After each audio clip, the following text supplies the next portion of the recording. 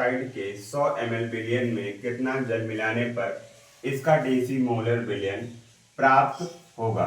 तो हमारे पास अभी प्रेजेंट टाइम विलयन कितना है, m/2 किसका है, सोडियम हाइड्रोक्साइड का।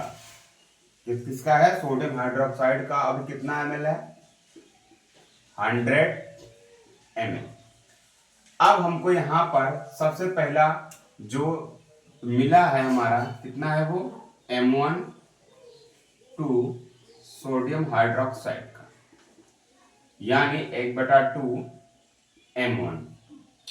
अब उसके बाद में हमको प्राप्त क्या करना है, डेसीमोलर, यानी M/10, तो इसको हम क्या मानेंगे, M2, यानी 1/10 M2।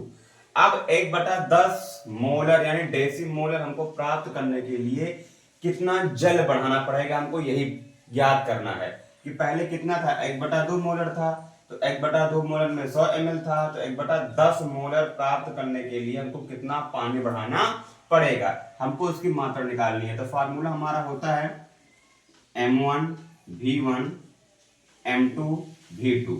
M1 हमारा क्या है, ये वाला 1/2 मोलर, आयतन हमारा कितना है, 100 है, ये V1 है, V1 हमारा क्या है, 100 ml।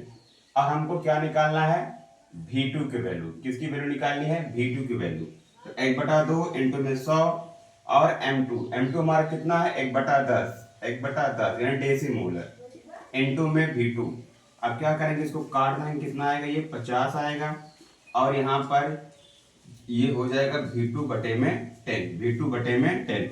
अब इधर जाएगा क्या हो जाएगा, मल्टीप्लाई में हो जाएगा ये, तो हो जाएगा 500 बराबर V2, यानी V2 बराबर कितना आया, 500 आया। V2 बराबर कितना आया, 500 आया।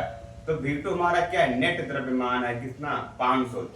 अब 500 में 100 पहले ही था, तो यहां पर निकलेगा हमारा 500 माइनस में 100, तो हो जाए कितना हमारा 400 ml।